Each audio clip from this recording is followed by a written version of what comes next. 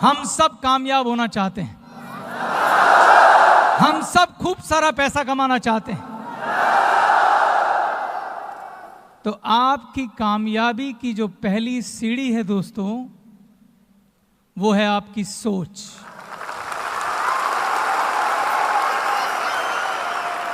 इस दुनिया में सबसे ताकतवर अगर कोई चीज है तो वो है आपकी सोच।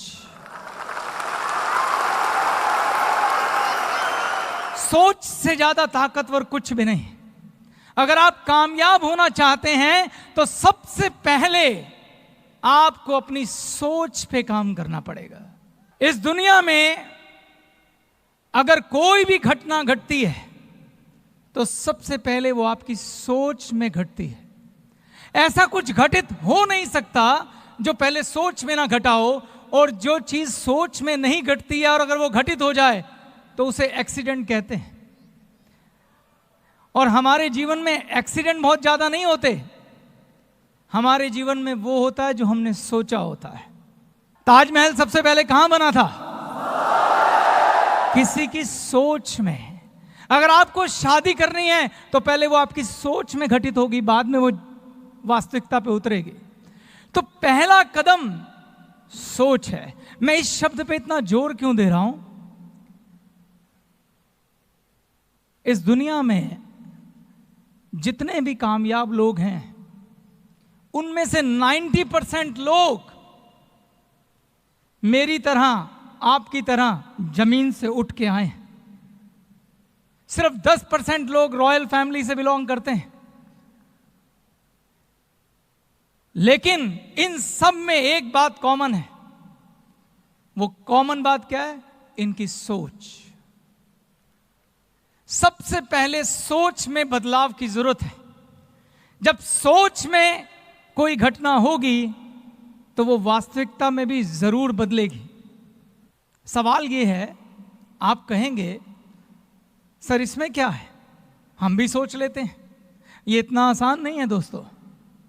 अगर आप जीवन में कामयाब होना चाहते हैं, अगर आप बड़ा पैसा कमाना चाहते हैं, तो सबसे पहले आपको अपनी सोच में कामयाब होना होगा। हम सब लोग बड़ा सोच नहीं पाते हैं, बड़ा सोचने से घबराहट होती है। आप सोच के देखिए, आज से पहले किसी महफिल में, दोस्तों के सामने, रिश्तेदारों के सामने कभी आपने दिल खोल के कहा कि यार मैं अपने जीवन में बहुत कामयाब होना चाहता हूं, बड़ा बंगला खरीदना चाहता हूं, बड़ी गाड़ियों में घूमना चाहता हूं, बड़े बड़े हवाई जहाजों में ट्रैवल करना चाहता हूं? हम कहने से भी डरते हैं। हम डरते हैं कि कोई मजाक ना उड़ाए। हमें डर लगता है कि लोग क्या बोलेंगे। लोग बोलेंगे भाई जमीन पर रह, पहले 10,000 की नौकरी ढूंढ फिर बात करना। ऐसा है कि नहीं? ऐसा है। हम सोचने से भी डरते हैं। सवाल यह है कि हम सोचने से डरते क्यों हैं? इस दुनिया में अगर एक आदमी ने कोई भी चीज किसी दूसरे आदमी के लिए बनाई है तो उस चीज पर आपका हक है। सिर्फ हक आपको सिद्ध करना होगा। हवाई जहाज देवताओं के लिए नहीं बने हैं, इंसान ने बनाए हैं और इंसानों के लिए बनाए हैं। 5 स्टार होटल भगवान के लिए नहीं बने हैं, इंसान ने बनाए हैं, इंसानों के लिए बनाए हैं। ये बड़े बड़े बंगले, ये गाड़ियां इंसानों ने बनाई हैं, इंसानों के लिए बनाई हैं। अब सवाल ये है कि आप उन लोगों में आते हैं जो इन सब फैसिलिटी को एंजॉय करेंगे या नहीं। अगर आप आते हैं तो आपको अपनी पात्रता सिद्ध करनी पड़ेगी। आपको आगे बढ़ के साबित करना पड़ेगा, हां मैं वो हूं जो डिजर्व करता हूं इन सपनों के लिए। हां मैं वो हूं जो डिजर्व करता हूं इन सभी सहूलियतों के लिए, इन सभी सपनों के लिए। लेकिन इसकी शुरुआत आपकी सोच से होगी।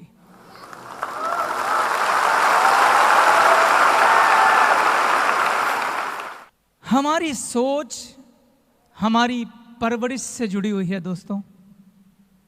ये बातें मैं आपको इसलिए कह पा रहा हूं क्योंकि मैं भी इसी दौर से गुजरा हूं।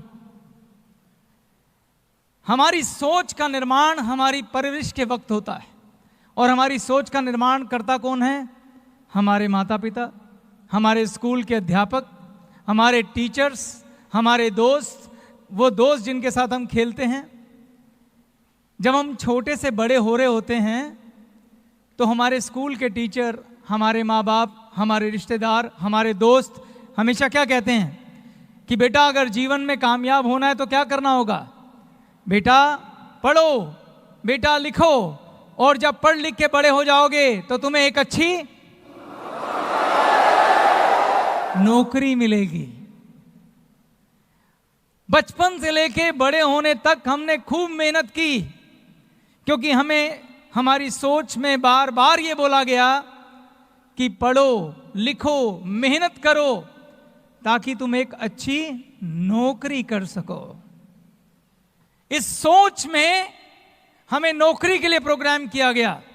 हमें बोला गया कि आपको सिर्फ इतने पैसे कमाने हैं कि आप अपनी आजीविका चला सको।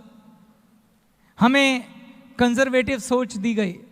और अगर हमने कभी किसी को बोला भी कि यार मैं तो लाइफ में कुछ बड़ा करना चाहता हूं, बड़ी गाड़ी, बड़ा बिजनेस, तो लोगों ने हमारा क्या किया? मजाक उड़ाया। लोगों ने क्या बोला? ज्यादा ऊपर मत उड़, जमीन पे रह। ऐसा हुआ कि नहीं हुआ? इसलिए हमें बड़ा सोचने से भी डर लगता है दोस्तों। और सोच कितनी ताकतवर होती है, मैं आपको एक एग्जाम्पल देता हूं। अगर आप किसी डायरी में जाएं, दूध की डायरी होती है ना, जहां भैंसें बांधी जाती हैं। जब भैंस का बच्चा छोटा होता है, उसे छोटे होते एक रस्सी से बांध दिया जाता है खूंटे पर, और उसके आगे एक चारे का टोकरा रख दिया जाता है। वो छोटा बच्चा बहुत कोशिश करता है उस रस्सी को तोड़ने की, मगर वो रस्सी मजबूत होती है, वो तोड़ नहीं पाता। उसकी सोच में ये डाला जाता है कि तुझे इस खूंटे से बंधे रहना है और ये चारा खाना है। और धीरे धीरे वो बच्चा जब बड़ा होता है तो वो रस्सी एक्चुअल में उसके गले में नहीं बनती है, वो उसके दिमाग पे बांधी जाती है। वो छोटा बच्चा उस रस्सी में बंधा बंधा बड़ा हो जाता है। छोटे होते उसने जो प्रयास किया था, बड़े होते वो प्रयास करना भी बंद कर देता है। और जब वो भैंसा बन जाता है, जब उसके अंदर असीम शक्ति होती है, इतनी शक्ति कि वो खूंटा उखाड़ के कहीं भी फेंक दे, वो कभी कोशिश भी नहीं करता है। वो पूरी जिंदगी उस खूंटे पे बंद कर उस चारे को खाता रहता है। पूरी जिंदगी एक छोटी सी डंडी से डरता हुआ अपने मालिक के सहारे घास चरने जाता है, वापस आता है और फिर से उस रस्सी से बंध जाता है। जो भी व्यक्ति भैंस की डायरी चलाता है, मैं उससे यह प्रश्न पूछता हूं, क्या उसमें हिम्मत है कि किसी जंगली भैंसे को बांध के दिखाए? जंगली भैंसे को बांधा नहीं जा सकता। क्यों? क्योंकि वो अपनी सोच में आजाद है दोस्तों। वो अपनी सोच में आजाद है। सोच कितनी ताकतवर चीज है कि दुनिया का सबसे शक्तिशाली जानवर के साथ ये तय करना हो कि वो जंगल में रहेगा या सर्कस में, तो सिर्फ उसकी सोच बांध दो। शेर की सोच बांध दो तो वो सर्कस का शेर हो जाएगा। शेर की सोच आजाद कर दो तो वो जंगल का राजा बन जाएगा।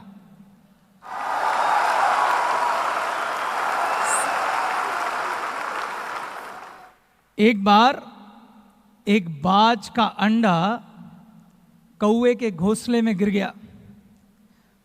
कोई ने सोचा कि ये मेरा अंडा है। उसने अंडे को सेया, उसमें से बच्चा निकला। कौवी ने उस बच्चे को पाला। वो बाज के बच्चे को भी लगा कि कोई मेरी मां है। बच्चे के पंख निकले, उसने उड़ान भरनी शुरू की। तो जब भी वो थोड़ा सा ऊपर उड़ता था तो उसकी मां उसे कहती थी, ना बेटा इससे ऊपर मत उड़ना, इससे ऊपर उड़ोगे तो गिर जाओगे। वो बाज का बच्चा, क्योंकि कौवे तो नीचे उड़ते हैं ना, वो बाज का बच्चा अपनी सोच में ऐसा गुलाम हुआ कि पूरी जिंदगी उस कुएं की ऊंचाई पर ही उड़ता रहा। हम सब लोग यकीन मानिए दोस्तों वही बाज के बच्चे हैं।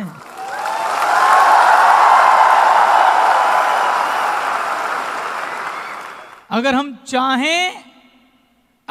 चाहें और चाहने के लिए क्या करना होगा, अपनी सोच में आजादी चाहिए पहले, तो हम आकाश में उड़ सकते हैं। जो परवरिश में हमें सोच मिली है सबसे पहले उसे तोड़ना होगा। सबसे पहले यह विश्वास करना होगा कि हम बाज हैं, कोई नहीं।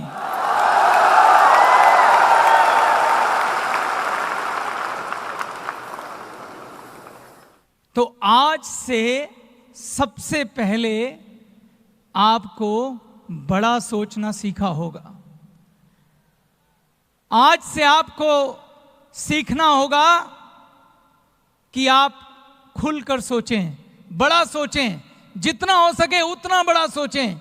इस दुनिया में अगर किसी इंसान ने किसी दूसरे इंसान के लिए कुछ भी बनाया है वो आप हासिल कर सकते हैं, ये सोच के सोचें। याद रखिए दोस्तों, सोच पहला कदम है, आखिरी नहीं। अभी आगे की बात होनी है।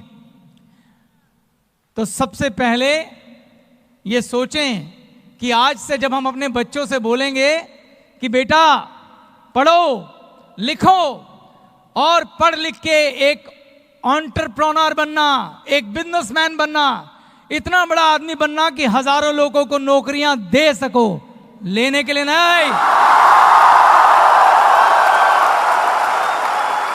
अब हम नौकरी लेने के लिए काम नहीं करेंगे, नौकरियां पैदा करने के लिए काम करेंगे। हम रोजगार मांगने नहीं जाएंगे, हम रोजगार पैदा करेंगे। ये हमारी सोच होनी चाहिए। यस और नो? अब सोच के बाद अगली कदम की बात करता हूं। सोच और सपने में एक छोटा सा फर्क है। पहला कदम बड़ा सोचें और दूसरा कदम उस सोच से एक सपने का निर्माण करें। एक सपना जो आपका खुद का हो, एक सपना जो सच्चा हो, एक सपना जिसे आप मोहब्बत करते हो, एक सपना जिसे आप प्यार करते हो। और जब आप किसी से प्यार करते हैं ना दोस्तों, तो उसको पूरा करने के लिए या उसे पाने के लिए आप पूरी कायनात से लड़ जाते हैं। ये बात जानते हैं ना आप? तो सपना ऐसा देखो जिसे प्यार कर सको। इसलिए मैं कहता हूं सपना अपना होना चाहिए, किसी और का नहीं। जैसे आप अगर किसी लड़की से प्यार करते हैं, उसको सच्चे दिल से अगर मोहब्बत करते हैं, तो उसे पाने के लिए क्या करेंगे? कुछ भी करेंगे। यस और नो? पूरी दुनिया से लड़ जाएंगे। यस और नो? इसी प्रकार से अगर आप अपने सपने से प्यार करते हैं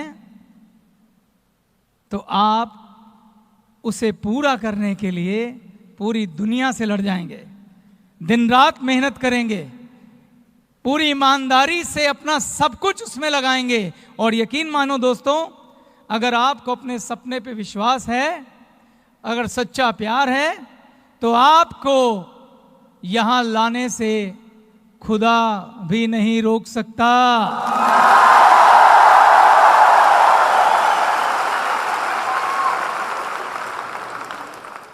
तो पहला कदम,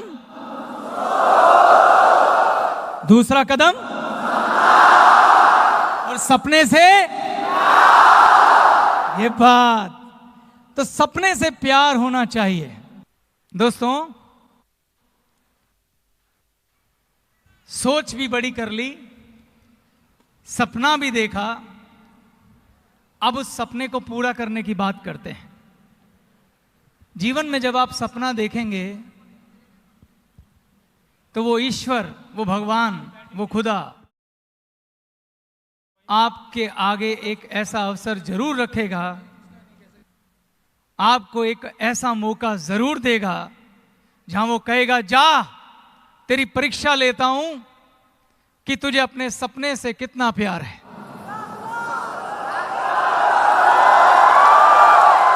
जा, खड़ा हो, लड़ और अपनी मंजिल हासिल कर। और मुझे वो मौका भगवान ने दिया और मैं जानता हूं आप सबको भी दिया।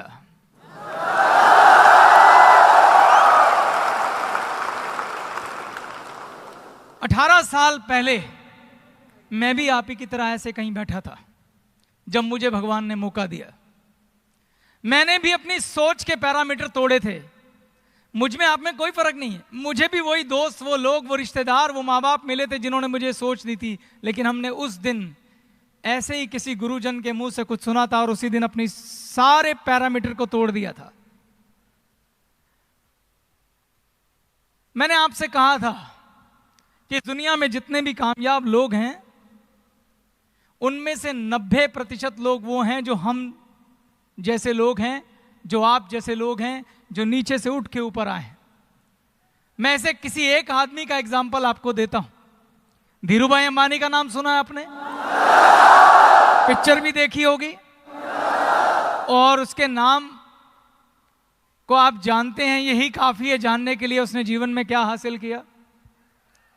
लेकिन मैं धीरूभाई अंबानी से भी ज्यादा एक व्यक्ति की रिस्पेक्ट करता हूं जिसके बारे में मैं आपसे बात करूंगा।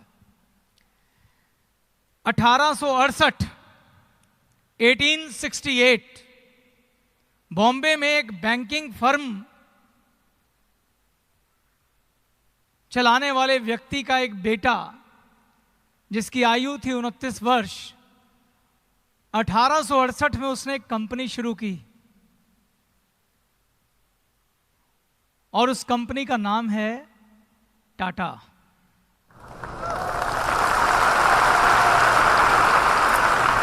और उस 29 साल के युवक का नाम था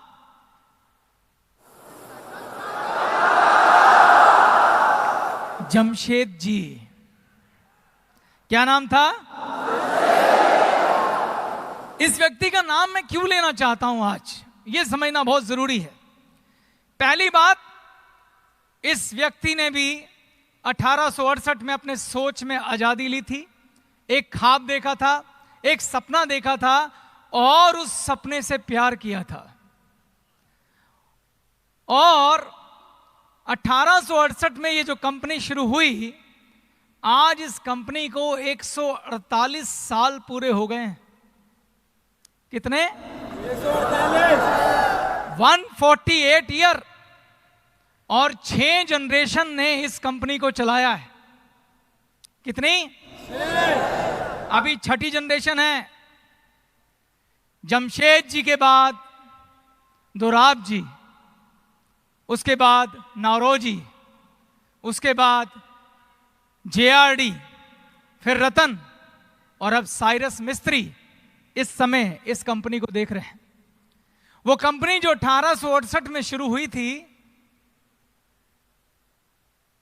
वो आज 100 कंपनियों में बदल चुकी है। आज टाटा की 100 कंपनीज हैं जिन्हें हम टाटा ग्रुप कहते हैं और 6 लाख से ज्यादा एम्प्लॉई हैं। और आज वो अपने इंट्रोडक्शन की मोहताज नहीं है। मैं ये सब आपको क्यों बता रहा हूं? अक्सर हमारे आसपास लोग भाग्य की दुहाई देते हैं। लोग कहते हैं बिजनेस में उतार चढ़ाव होता है।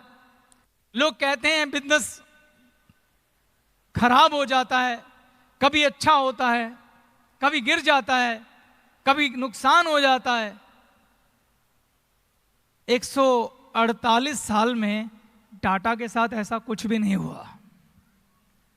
148 साल में 6 लोग, 6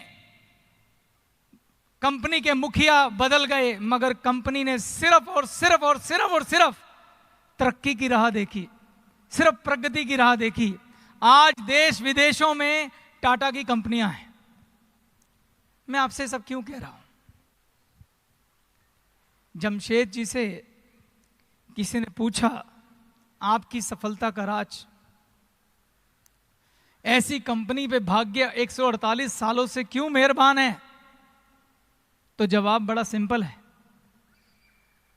क्योंकि इस कंपनी का भाग्य विधाता उसका कस्टमर है।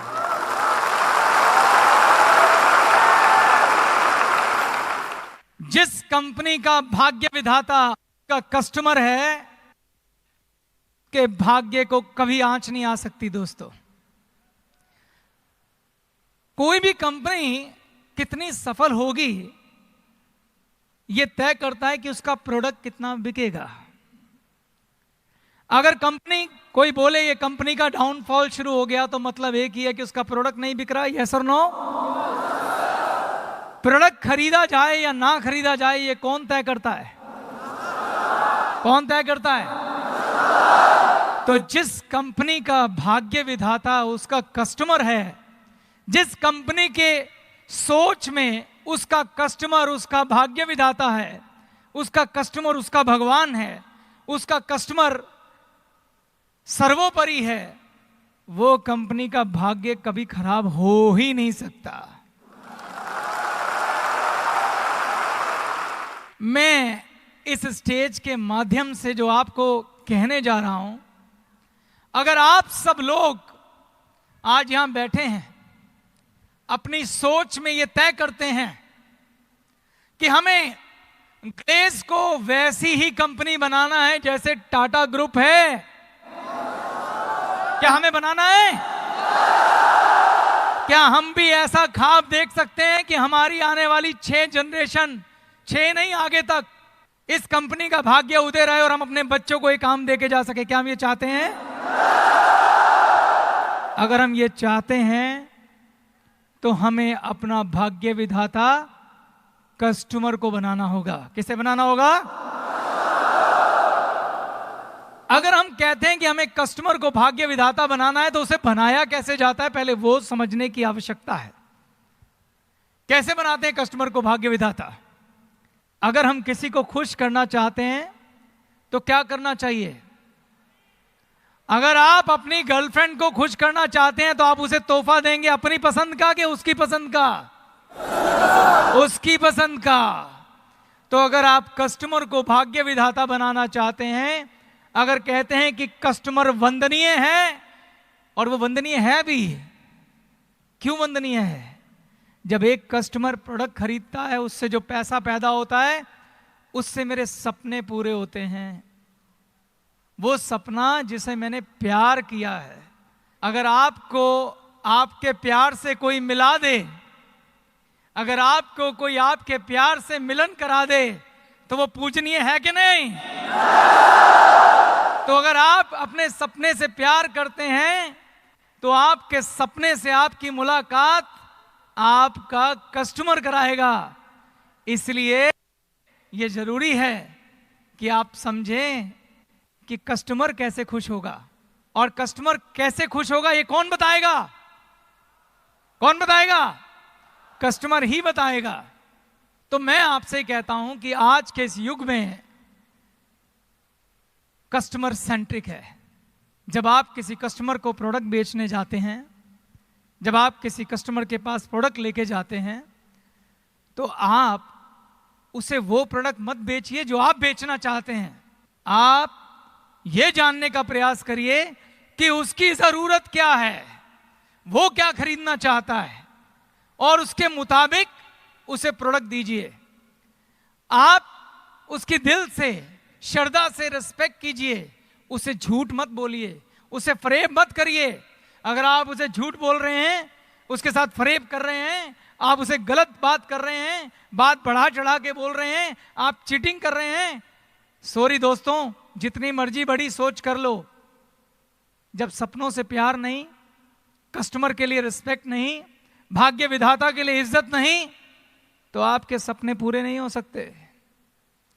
आपके सपने पूरे नहीं हो सकते। कस्टमर ही आपको बताएगा कि मुझे क्या चाहिए। उसके साथ ईमानदारी, सच्चाई के साथ पेश आए। मैं आपको सफलता के कुछ सूत्र बताता हूं। सबसे पहले, जो भी कोई डिस्ट्रीब्यूटर आता है, जो भी डिस्ट्रीब्यूटर है, उसे सबसे पहले अपनी ट्रेनिंग पूरी करनी चाहिए। 7-8 दिन लगा के, 10 दिन लगा के पूरा ज्ञान प्राप्त करना चाहिए, पूरी ट्रेनिंग लेनी चाहिए। हर प्रोडक्ट की ट्रेनिंग लेनी चाहिए कि इस प्रोडक्ट के अंदर क्या है, इसे प्रयोग करने की विधि क्या है, इसके फायदे क्या हैं। दूसरे नंबर पे इन सभी प्रोडक्ट को इस्तेमाल खुद करके देखना चाहिए। आप बता सकते हैं मैं ऐसा क्यों कह रहा हूं कि हमें खुद इस्तेमाल करके देखना चाहिए?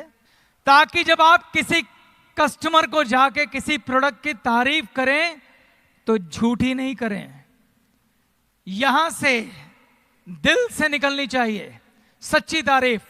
और मैं आपको छूट देता हूं कि अगर आपको कोई प्रोडक्ट पसंद नहीं आया, अगर आपको कोई प्रोडक्ट अच्छा नहीं लगा, आप हमें बताइए, मत बेचिए कस्टमर को, होने दीजिए नुकसान। गलत चीज नहीं देंगे कस्टमर को, नहीं देंगे कस्टमर को कोई गलत चीज। आप हमें बताइए, हम इंप्रूव करेंगे, उसे और बेहतर करेंगे।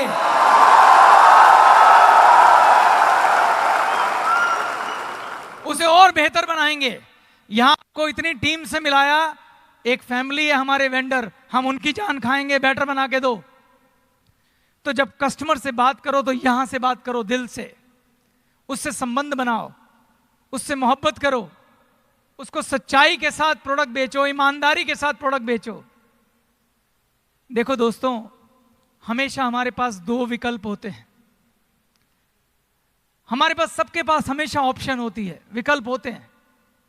एक विकल्प होता है शॉर्टकट, छोटा रास्ता। इसमें कोई संदेह नहीं, कई बार छोटे रास्ते पे फटाफट जल्दी थोड़ा सा पैसा आ जाता है। लेकिन एक होता है सही रास्ता। मैं छोटा नहीं कह रहा हूं, सही रास्ता। सही रास्ता थोड़ा बड़ा हो सकता है, थोड़ा मेहनती हो सकता है, मगर मैं आपको यह कहता हूं कि छोटे रास्ते में आपकी सफलता का अंत जल्दी ही निश्चित है। लेकिन बड़े रास्ते में आप वो इबादत लिखेंगे जो जमशेद टाटा ने लिखी।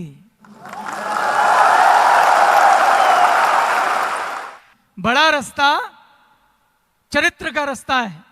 बड़े रास्ते में जब आप घर जाएंगे तो अपने बच्चों को फक्र से बोलेंगे कि तुम्हारे पापा मेहनत करके आए हैं और एक ऐसे रास्ते का निर्माण कर रहे हैं बेटा, जब तुम अपने पापा पे फक्र करोगे। जब मैं तुम्हारे लिए रियासत में एक खूबसूरत बिजनेस छोड़ के जाऊंगा। तो हमेशा आपके पास विकल्प होते हैं, आपको चुनना होता है। हो सकता है आपकी अपलाइन, हो सकता है आपके कोई टीचर आपको छोटे रास्ते की गाइडलाइन दें, लेकिन ग्लेज के बिजनेस की खूबसूरती है कि आप जहां खड़े हैं बात वहीं से शुरू होती है। आपके पास हमेशा चुनाव होता है। ठीक है, मेरी अपलाइन गलत चली होगी, लेकिन मैं ठीक चलूंगा, क्योंकि आपके पास अच्छे गुरुजन भी हैं, अच्छे टीचर भी हैं, अच्छा रास्ता बताने वाले भी हैं। आप उनको फॉलो करो, अपनी अंतरात्मा को सुनो, सही रास्ते पे चलो और जमशेद टाटा का रास्ता लो।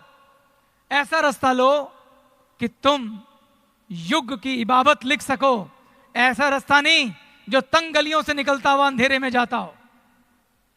दोस्तों, अगर आप से मैं एक सवाल पूछूं, अपने मन में जवाब सोचना। क्या आप किसी ऐसे व्यक्ति को जानते हैं जिसकी आप बड़ी इज्जत करते हो? अपने मोहल्ले में, अपने गांव में, अपनी रिश्तेदारी में? क्या आप जानते हैं? क्या आप ऐसे किसी दुकानदार को जानते हैं जहां आप हमेशा सामान खरीदने जाना चाहते हो? क्या आप जानते हैं? हर एक के पास कोई ना कोई वो दुकानदार होगा। अब मेरा एक और सवाल, आप सिर्फ उसी दुकानदार के पास क्यों जाते हैं? ऐसा क्या करता है वो दुकानदार कि आप उसकी इज्जत करते हैं और आप सिर्फ उसी से सामान लेने जाते हैं, दूसरे के पास नहीं जाते?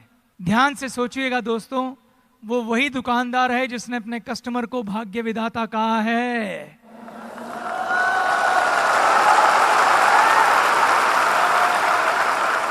दिल्ली में तिलक नगर में ऐसा ही एक दुकानदार है जिसे मैं जानता हूं, जिसने छोटी सी दुकान से काम शुरू किया था। आज उसके यहां 40 सेल्समैन हैं, बिजली की दुकान है। और उसकी खूबसूरती क्या है? इतना ईमानदार है, इतना सभ्य है, इतना व्यवहारजनिक है इतना कस्टमर फ्रेंडली है। अगर आप उसके पास एक छोटे बच्चे को भी सामान खरीदने भेज देंगे तो वो कभी धोखा खा के नहीं आएगा, कभी नकली चीज नहीं बेचेगा। और तो और अगर आप सामान वापस करने जाएंगे 1 मिनट से पहले पैसे वापस करके सामान रख लेगा। जब ऐसे व्यक्ति के पास हम जाते हैं तो हम जब उसको पैसे देते हैं, वो हमें प्रोडक्ट देता है, तो हम जानते हैं उनको पैसे के साथ साथ क्या दे के आते हैं। जब एक बिजनेस ट्रांजैक्शन होती है, जब एक प्रोडक्ट बिकता है, खाली 2 चीजों का आदान प्रदान नहीं होता। आपको लगता है हमने किसी को पैसा दिया और बदले में प्रोडक्ट ले लिया, बात यहां खत्म नहीं होती है दोस्तों। यहां 2 पॉसिबिलिटी हैं। आप एक दुकानदार के पास गए, आपने उसे पैसे दिए, उसने आपको प्रोडक्ट दिया। अगर वो दुकानदार शॉर्टकट वाला है, अगर वो झूठा है, अगर वो बेईमान है, तो क्या होगा? आप उसको क्या दे के आएंगे पैसों के साथ साथ? बद्दुआएं। आप उसको क्या दे के आएंगे? डिफेम। डिफेम मतलब बदनामी। जब आप घर पहुंचेंगे आपको पता लगेगा उसने ज्यादा पैसे ले लिए, उसने गलत चीज बेच दी, उसने खराब चीज बेच दी, तो आप 10 लोगों को जाके बताएंगे कि नहीं बताएंगे कि वो दुकानदार खराब है? बताएंगे? उस दिन उस दुकानदार ने हो सकता है एक प्रोडक्ट में शॉर्टकट से 10 रुपए फालतू कमा लिए हों, लेकिन वो जिंदगी भर का धंधा खो गया उस दिन। अब मैं दूसरे दुकानदार की बात करता हूं। एक दुकानदार था जिसके पास आप प्रोडक्ट लेके आए, आपने उससे प्रोडक्ट खरीदा, उसने आपको वाजिब दाम पर पूरी ईमानदारी के साथ असली प्रोडक्ट दिया।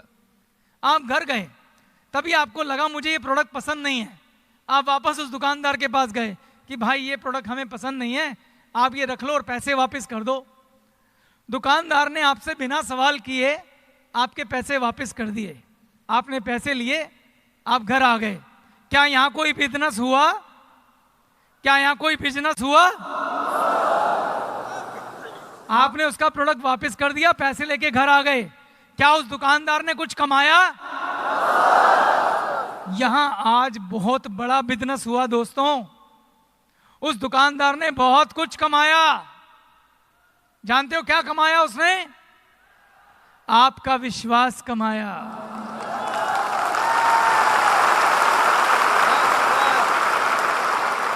उसने आपको अपना भाग्य विधाता बनाया। और जब आप 10 लोग के पास मिलेंगे, आप उसके 10 बार गुण गाएंगे और आप उसके पास 10 कस्टमर भेजेंगे। उस दिन उसने अपना बिजनेस 10 गुना बड़ा किया।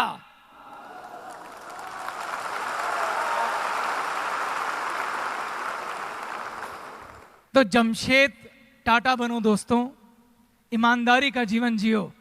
आज अपने हाथ में रख के मेरे साथ कसम खाओ। खाओगे? खाओगे? तो अपनी सीटों पे खड़े हो जाओ, सब लोग खड़े हो जाओ मेरे साथ।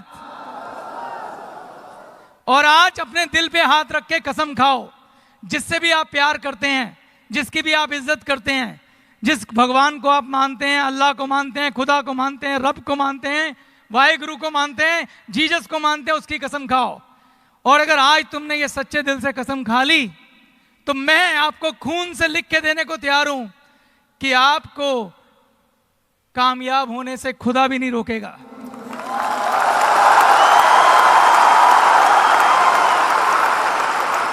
तो मेरे साथ शपथ लो। लोगे?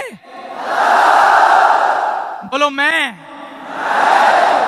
चेतन हांडा, पुत्र श्री दीपक राय हांडा, आज यह शपथ लेता हूं कि आज से मेरा कस्टमर, मेरे डिस्ट्रीब्यूटर, मेरी टीम मेरी भाग्य विधाता है। आज से मैं पूरी ईमानदारी के साथ, पूरी सच्चाई के साथ, पूरे दिल के साथ, पूरी श्रद्धा के साथ इस बिजनेस को करूंगा। ग्लेज मेरी वंदनीय कंपनी है। मैं कोई भी ऐसा काम नहीं करूंगा जिससे कंपनी की छवि को नुकसान हो। मैं आने वाले डिस्ट्रीब्यूटर को पूरी ईमानदारी के साथ, पूरी सच्चाई के साथ, पूरी पवित्रता के साथ बिजनेस से संबंधित जानकारी दूंगा। प्रोडक्ट के बारे में पूरी सच्चाई से बताऊंगा। हर वो बात जो उसके लिए जाननी जरूरी है उसे पूरी ईमानदारी से बताऊंगा। मैं अपनी उस अपलाइन की पूरी इज्जत करूंगा जो ईमानदारी से मुझे बिजनेस सिखाएगी, कंपनी के दिशा निर्देश बताएगी, कंपनी की गाइडलाइन देगी। मैं कंपनी के सिंडिकेट, वीसी, आरसी इनको सम्मान की दृष्टि से देखूंगा और इनके द्वारा गलत डिस्ट्रीब्यूटर पर की गई कार्रवाई का अनुमोदन करूंगा। ना मैं गलत करूंगा, ना मैं गलत करने दूंगा, क्योंकि ये मेरी कंपनी है, ये मेरी विरासत है। मैं इसे गंगा की तरह पवित्र बनाऊंगा और भविष्य में आने वाली जनरेशन के लिए एक मंदिर की तरह छोड़ के जाऊंगा। थैंक यू वेरी मच दोस्तों, थैंक यू वेरी मच।